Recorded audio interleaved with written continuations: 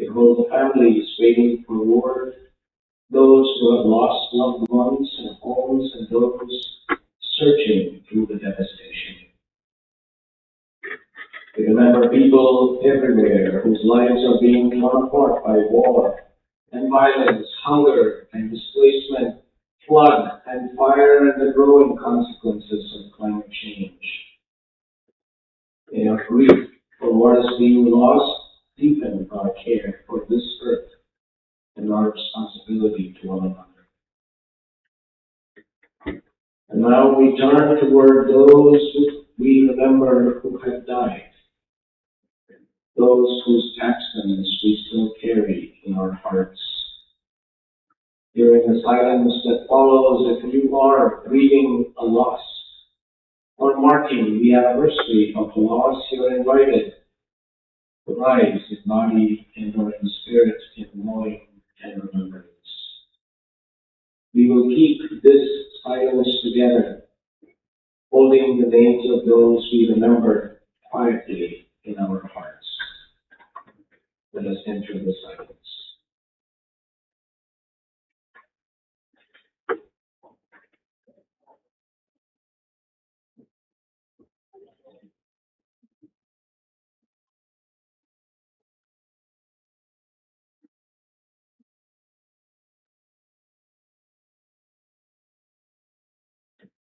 And from this silence, we invite you into a simple ritual of connection. On the table before us are smooth stones. If you feel moved, come forward. Choose a stone and place it in the bowl of water, holding whatever you carry today. The joy, sorrow, prayer, or hope. As each stone enters the water, notice the ripples moving outward and touching another. Come forward as you are ready.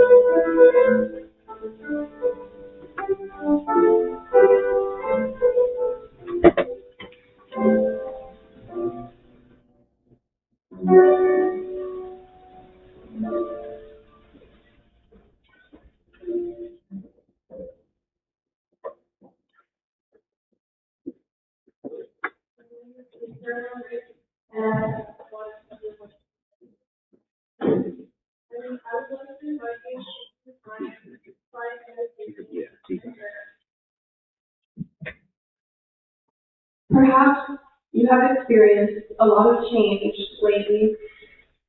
A feeling of newness has become uncomfortably familiar.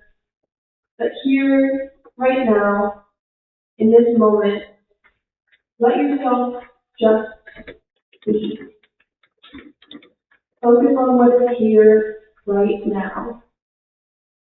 Feel your feet on the floor. Feel your chair pressing into you. Notice the feelings of your chest rising with an inhale and the fall as you gently exhale. Maybe your eyes come to a close. Maybe your gaze comes to the ground. Soon, summer will come to a close. Leaves will crisp and fall. The wind will chill a little more. Kids will go to school. Adults will go to work. Through this time, when everything changes, love will endure. Strong and unchanging. May we embrace the changing of the seasons of life, and the seasons of our earth. But let us remember and hold on to the love that keeps us here in the present. Amen. Let us be.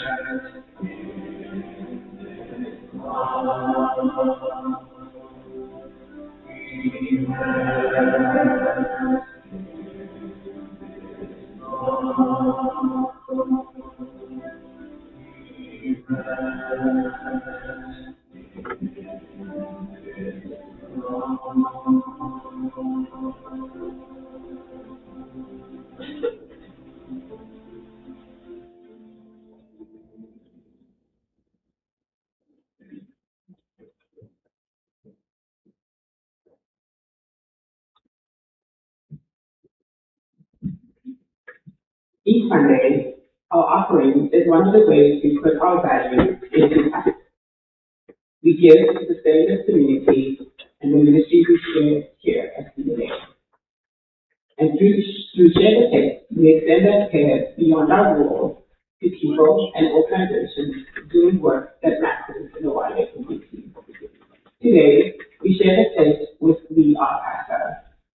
Pastor began here in Maryland, organizing alongside immigrant families and workers. Today, it has grown into a movement of more than 190,000 lifetime members across 46 states, building power in working class, Black, Latina, Afro-descendant, Indigenous, and immigrant communities. For many of us here in the living, CASA is also a partner we know.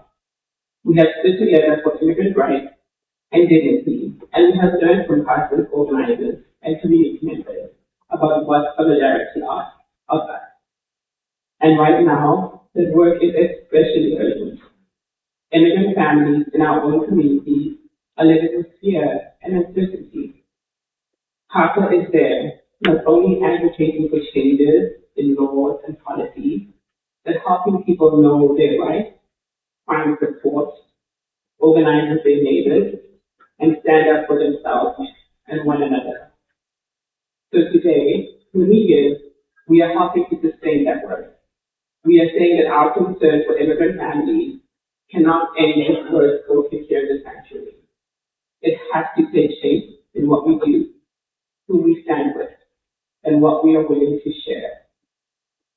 There are many ways to give us CDLA: online, by text, by mailing a check, or by placing your gift in our offering plate. However you choose to give, thank you for your generosity. The offering will now be gracefully given and received.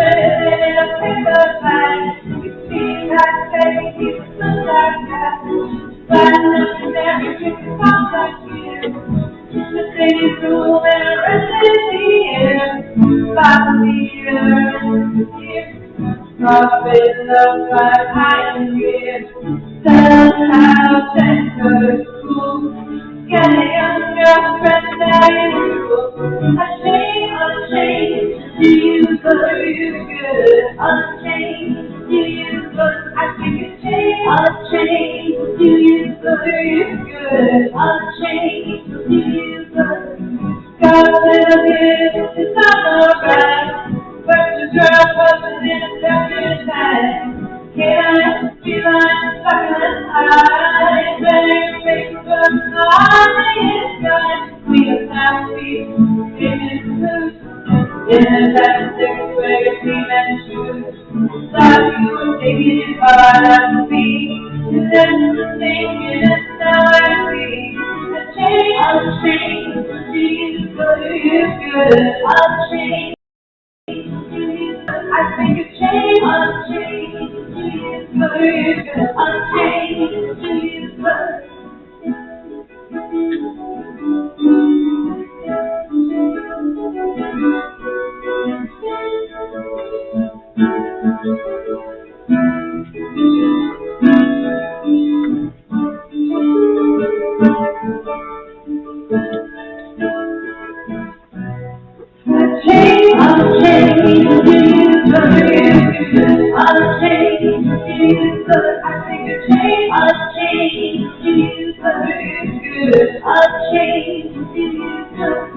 Chasing dragons with plastic swords, dark off in the everybody wants more. Gully stains on the kitchen floor, and I got the money on the weekend board. I was thinking about getting a dream, see my phone machine by the red orange. And Lord, me, I'm not at home. If you'd like to reach me, leave me alone. Unchained, do you good, is good. Unchained, do you good. The Lord be outside at home. If you like to reach me, leave me alone. Unchained, do you good, is good. Unchained, do you good. I think it's change. Unchained, do you good, unchained, do you? I think it's change. Unchained, do you good. Unchained, do you good? I think it's change. Unchained, do you good?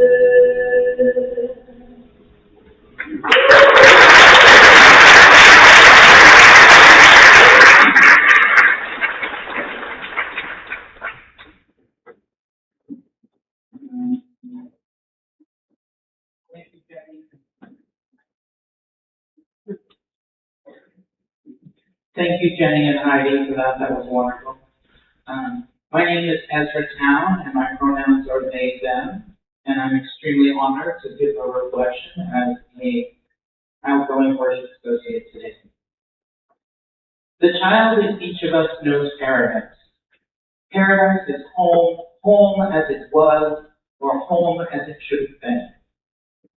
Paradise is one's own place, one's own people, one's own world, knowing and known, perhaps even loving and lovers. Yet every child is cast from paradise, into growth and destruction, into solitude and new community, into vast ongoing change. Octavia Butler. This reading spoke to me because I have, just this past week, launched my child as Elsie, pledging into her future. We dropped her off at college.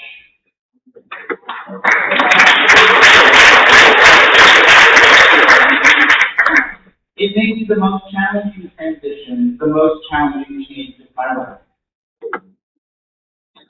But it's not as though Elsie was ever static. She changed and changed me every day.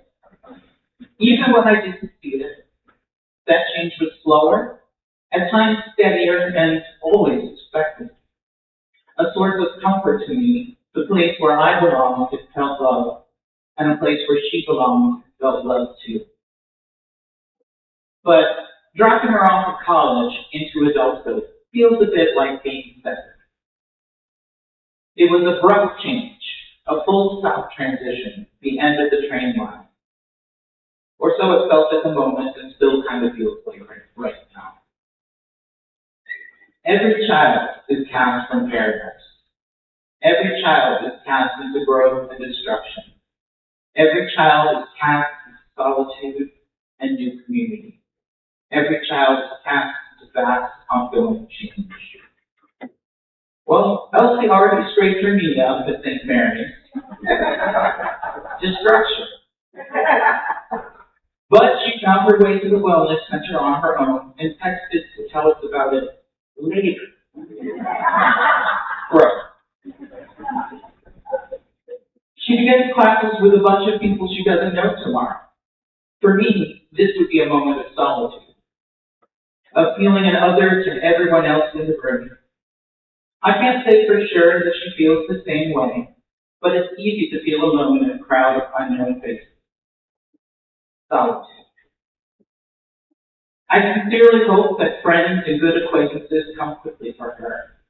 Honestly, I'm fairly positive they will. I mean, have you met my daughter? I want her to find a community outside of the friends she already brings with her to college. A community that blends sameness and difference, full and new community. That ongoing change. This is unpreventable. She's going to feel it in every class she takes with each new thing she learns. She may stumble along, fumbling between majors and minors, and may even settle on something not so practical as her field of study. But in her growth, and the growth of her little brother into a teenager, I get to find new spaces and new communities of my own. I'm taking a really good photography class this fall. I'll need to find time and reflect and take pictures of things that interest me. As a parent of 2 children, I never thought that was possible. My job was to remain present, constant, even when I wasn't needed. There were plenty of those times. I've chosen to step down as a worship associate to make room for others to live into that role and to enable myself to join the choir.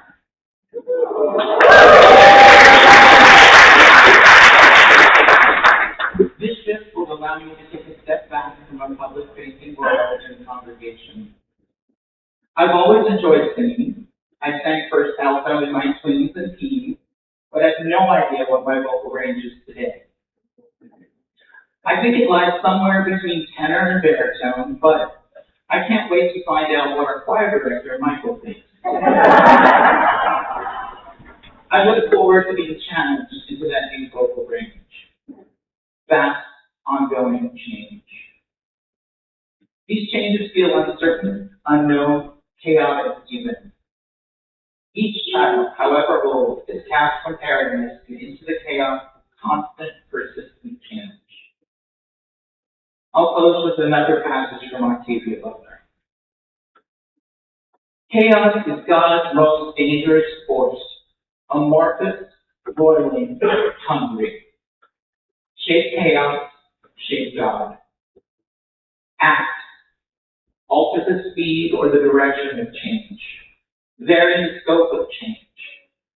Recombine the seeds of change. Transmute the impact of change. Seize change. Use it. Adapt and grow.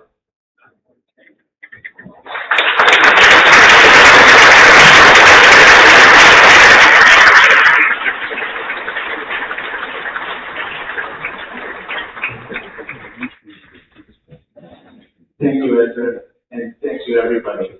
These 3 years serving you has definitely been for me a very, very positive transition. And if I took the time to thank everybody individually, I'd use up my allotted time. So simply thank you.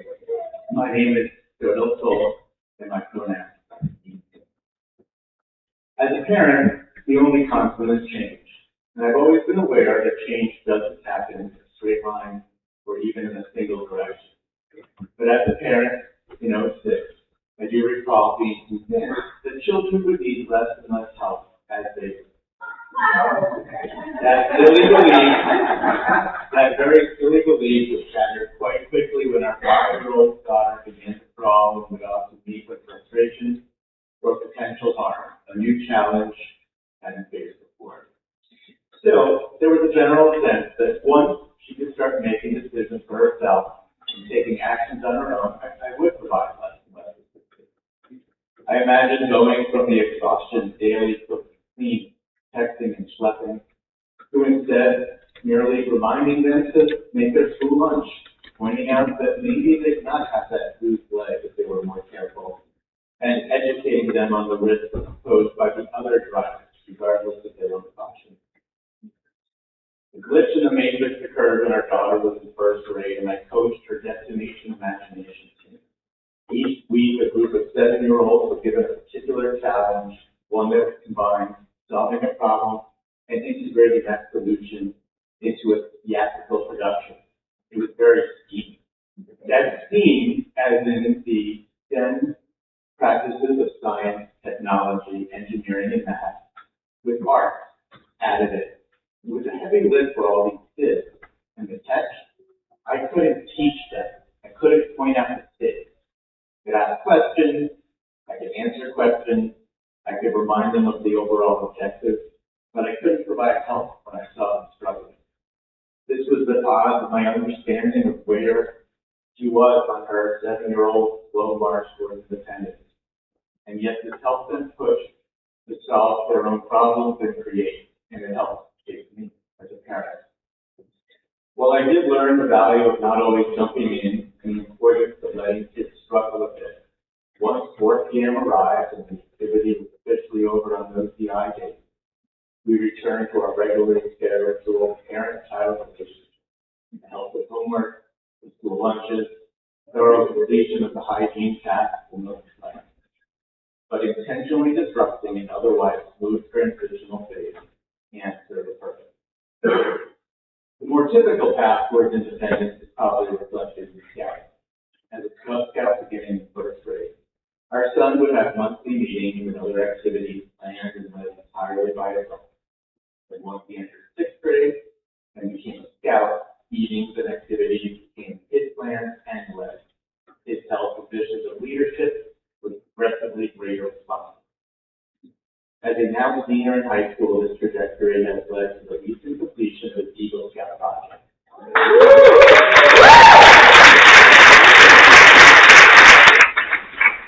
Even better is the food pantry, which you often see on your way out in the lower parking lot. It's almost but not quite ready to receive food. He planned, coordinated, and led a group of volunteers to complete the project using the skills we learned throughout the years of scouting. And thus now, with 2 older children, one each on either side of the legal boundary of adulthood, were squarely experiencing most days going by without any non-financial help at all. And this independence is why I create any opportunity to jump in and help them. I'll jump in at the chance to deliver a forgotten bedroom item with College Park for my daughter. If my son seems to be a bit behind in his morning routine, I'll insist on gathering his water and traffic things so he can get out the door in time. I'm fighting this moment where the transition is smooth now and directionally following the natural order. Disruption for selfish reasons to hopefully serve the greater good. And so, for now, I move forward with a keener understanding that transition plays by no rules, and that's okay. The transition I've experienced has been a chaotic mess of misdirection and odds with expectations. The transitions yet to come include expected, but dealing with an aging parent, but also the unexpected transition. And I believe for those, I am now even more prepared.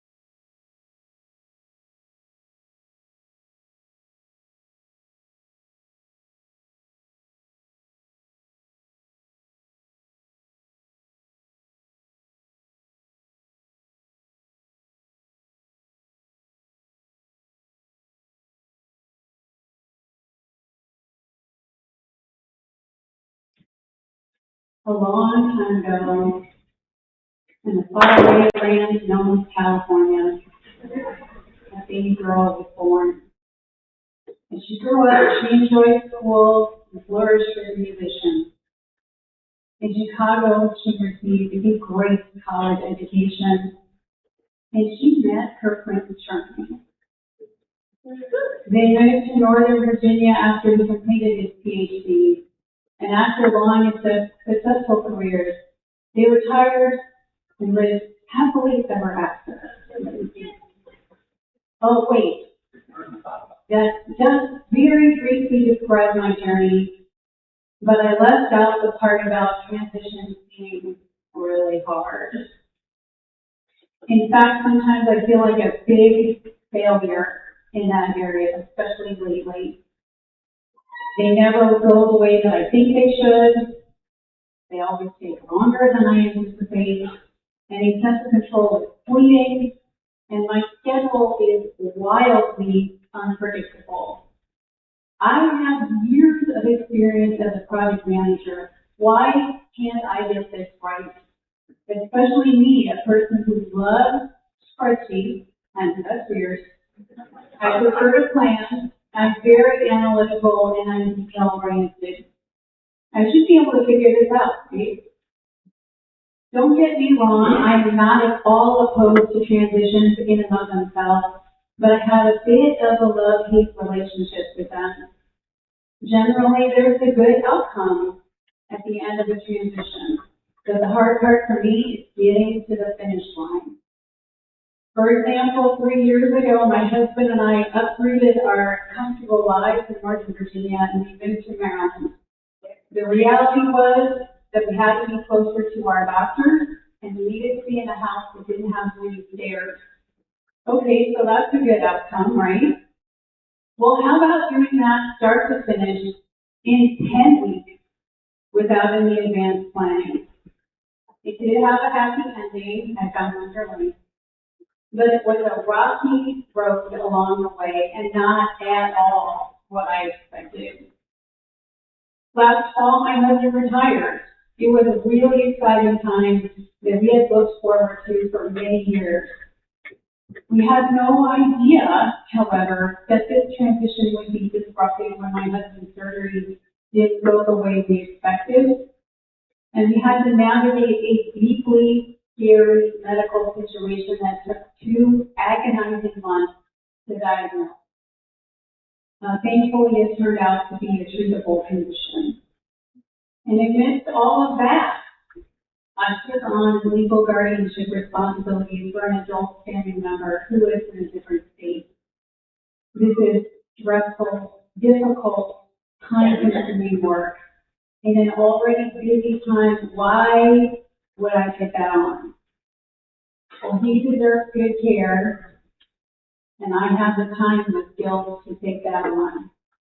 That work varies widely from day to day. There's no planning for when I will receive a call that requires immediate action. I've had to learn a new language related to medical care, skilled nursing, and Medicaid, and I'm still working on gracefully pivoting and reprioritizing when I get a call related to this situation. So, yes, I have a love-hate relationship with transition. Sometimes I feel like I'm a failure. Changes are difficult in the moment, even when I know the transition will improve my life. I drive across the American Legion Bridge far fewer times now.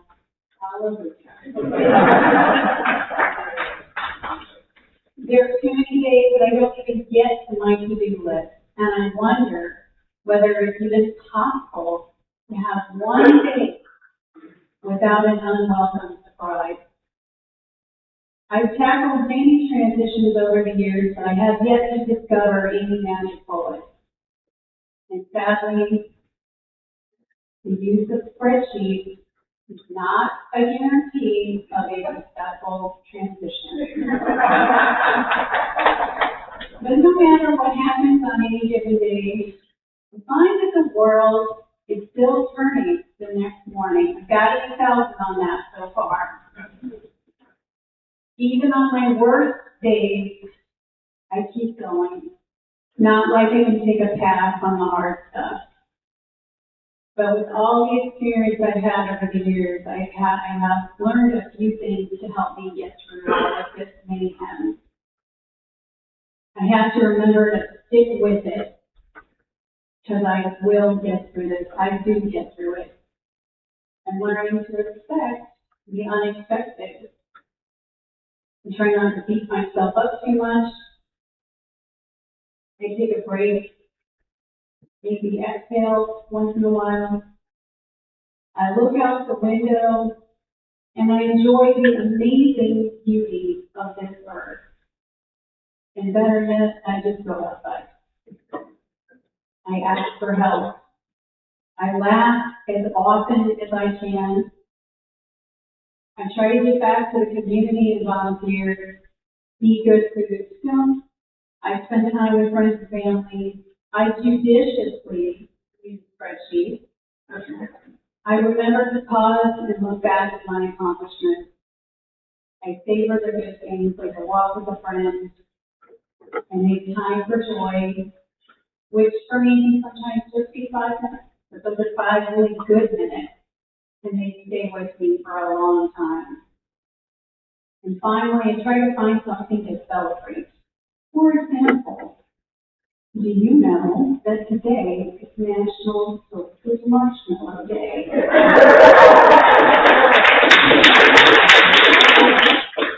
It's also Slinky Day if you like Slinky, or remember Slinky. I grew up in a ranch house and we couldn't do the Slinkies down the stairs. We had them upstairs. It seemed unfair at the time. Now, I do have it on good authority that there are marshmallows in the fellowship hall for you to enjoy after the service. they won't be posted, I'm sorry. Whether I like it or not, my journey will continue with its ups and downs, its failures and successes. In this moment though, maybe I'll just take a break from my to-do list and think about enjoying some marshmallow. Then I'll get back to my journey. Many of you so.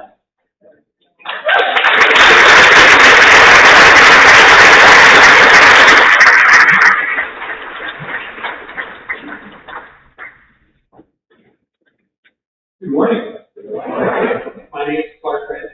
My pronouns are he and them, and I'm the last worship assistant reflection in between you and the transition of copy. So, about a year and a half ago, during the winter holidays, I was up here and I gave an Advent reflection about waiting and how I'm always waiting for the next step. So, in the school year, I'm always waiting for summer now. But then, by the end of the summer, I'm ready for chaos to subside, get back to nice, steady rhythms of school year. So my life is all about the transitions inside these cycles. Mornings. Feed the cat, make the coffee, breakfast, kids out the door, metro to transition to work, metro to transition home, cook dinner, wash dishes, get everyone to bed, rinse, repeat.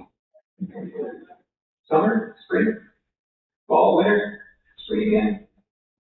It helps me to see these transitions as opportunities to grow, do better each go around, the days and seasons cycle. So, for example, I think I've got to be a pretty good cook. And, you know, if one dinner falls flat, so it's another one tomorrow. And each new school year, I get a little better at navigating all these maddening websites. Like, I now know you have to click submit on 2 different pages in Montgomery County Public Schools for the time you kids are in sports. It's better every year, right? And so, it's been hitting me hard lately that some things in life, I'm realizing are arcs, not cycles. Beginning, middle, and end, no repeat. And lately, I can feel myself getting squarely into the middle of my heart. My hands are getting tighter. I get my mid-40s growth spurt, and things hurt. And, you know, injuries are kind of hitting me. Strangely, I've noticed I don't pass people on the sidewalk as much. You know, I walk fast, so, you know, every time I see someone, I start thinking, like, do I need to pass them on the left or the right when I get there? But now, you know, sometimes I don't actually get there. Actually, you know, I'm not elbowed by any means, but I can feel that I'm different from what I was before. I'm staring down some bigger arcs, too. My mother died a few months ago. She's been suffering from dementia for over a decade, and we've been saying goodbye to her for a very long time. And that just means finality. And so clearly that's got me thinking about endings. Another arc I'm on is being a parent myself. Caroline started her senior year of high school, and it's only a couple of years behind that, so I'm just a year behind Ezra, and right from there for Joe. When they move out and that chapter ends, it's going to be a huge transition for me. I'll still be a parent, but these days, just keeping track of where everyone is and where everyone needs to get to next, that takes up most of my brain. So, you know, what am I going to do with it? That's not an offer.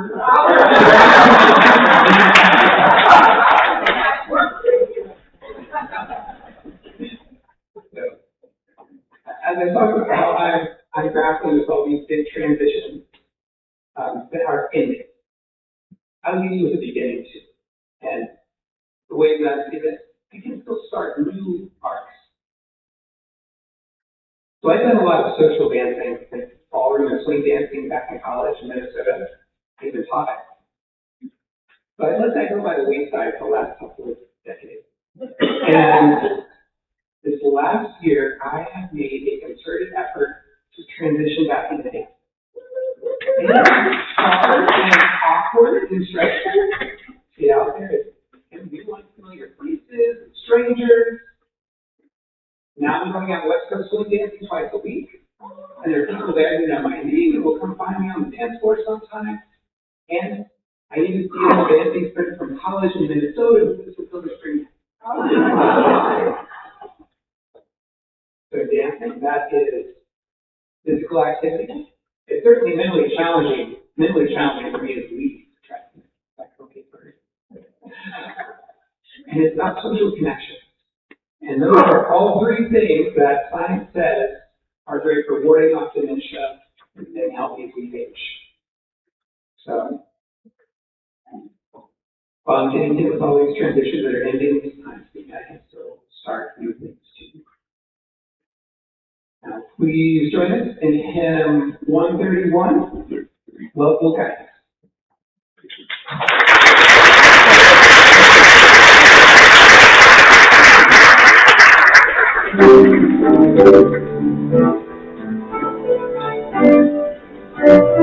Love will guide us, He has tried us, oh, beside us, will lead the way, on the road from grief to living.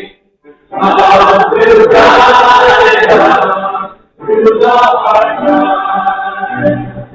If you cannot be like angels, if you cannot be before houses, you can give from deep within. You can change the world with your love. God will guide us. He has tried us. Holy guide us. Will lead the way. On the road from free to living. God will guide us through the hard times.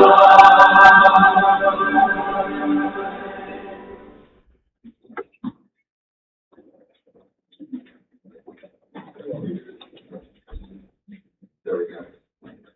Thank you. As we close, first I want to thank all of my worship associate colleagues and the staff and ministers for helping to lead and put together this service today. So thank you all for your help.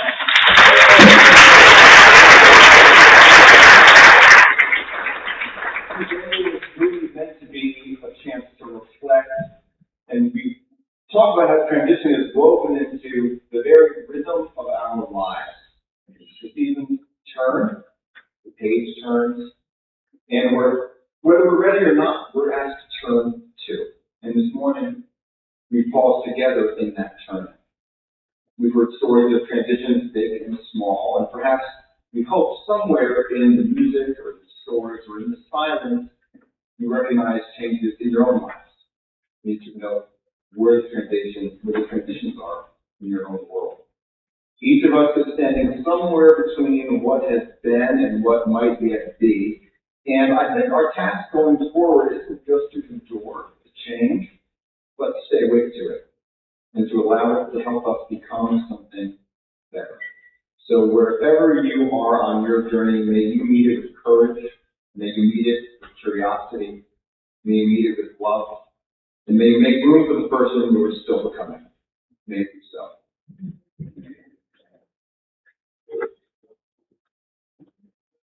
Let's have some Dolly Parton.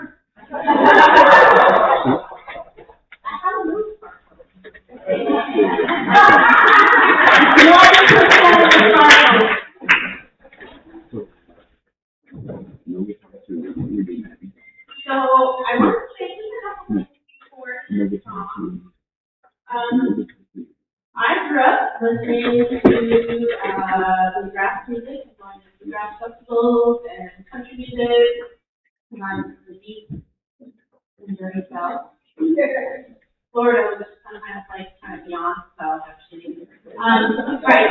So first of all, I want was like a constant for me, right? She was not an artist. I would not speak out and go to cancer or anything, but just, I know all the songs anyway, somehow, including a ton of the bluegrass ones that are not, popularly known. She was very devoutly Christian. And this song is one that really shows that. And so my full disclosure, I consider myself, like many queer people, to have a lot of religious trauma from my upbringing in a very religious household. Christian religious household. But you know what? The Jesus in this song is the one I actually learned about in Sunday school when I was really little. The Jesus who loves everyone and is kind and compassionate, and whose only thing he said we were supposed to do was love each other and take care of each other. So I hold that when I sing this, because of that. Because sometimes, like many of you, when I hear music that's very overtly Christian, that little shiver in your spine, right? That's just how it is, right? Now, she also wrote the song for the movie Transamerica. Dolly was unflagging in her support of LGBT folks. We could go read a lot about that.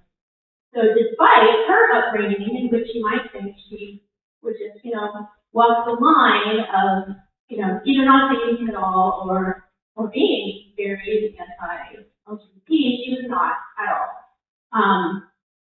So that's in this song, and yeah, let me get my music now instead of what I read.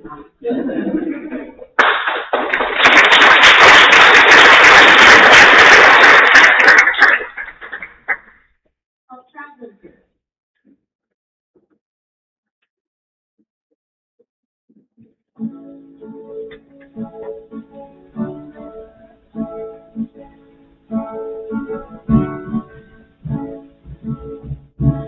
I can't tell you where I'm going. I'm not sure where I've been.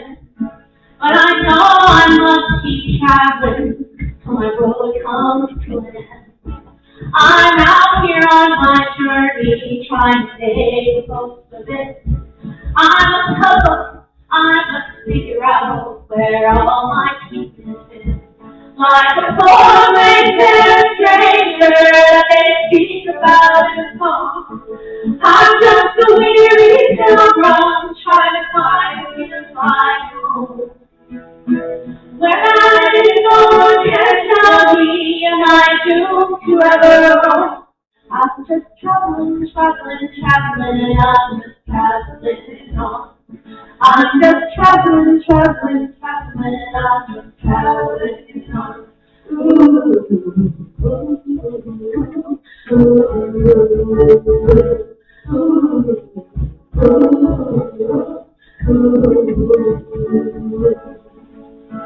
Questions I have met, answers a few, but we're here to learn, spirit burns, to know the greater truth. We've all been crucified and nailed Jesus to the tree. And when I'm born again, you're gonna be ashamed to see. God made me for a reason, and nothing is in vain. Rejection comes in many shapes, with many kinds of pain. Oh, sweet Jesus, if you're listening, keep me ever close to you. As I'm stumbling, wondering, as I'm traveling through. I'm just traveling, I'm just traveling through.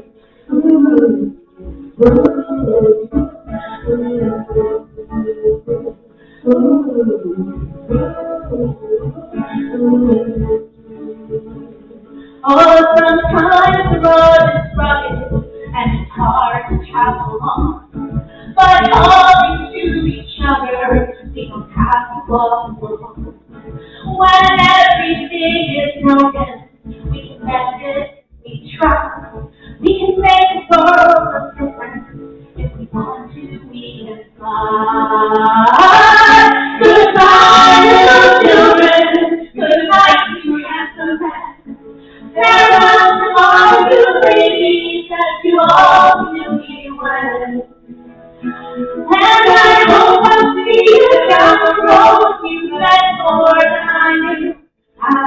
traveling, traveling, traveling, traveling, traveling through.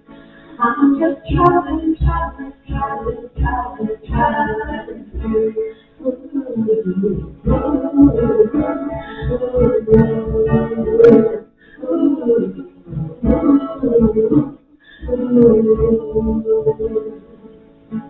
Drifting like a floating boat, falling in the wind.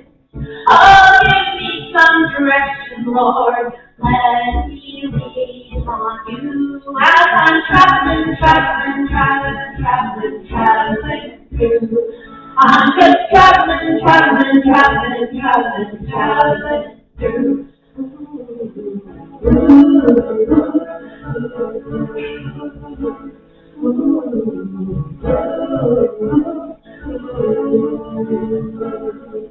Like a foreign stranger that they speak about in song. I'm just a weary pilgrim trying to find my way home. Oh, sweet Jesus, if you're out there, keep me ever close to you. As I'm traveling, traveling, traveling, I'm just traveling through. I'm just traveling, traveling, traveling, I'm just traveling through. I'm just traveling, traveling, traveling, I'm just traveling through. I'm just traveling, traveling, traveling, traveling, traveling through. I'm just traveling, traveling, traveling, traveling, traveling through. I'm just traveling, traveling, traveling, traveling, traveling through. I'm just traveling, traveling, traveling, traveling, traveling through.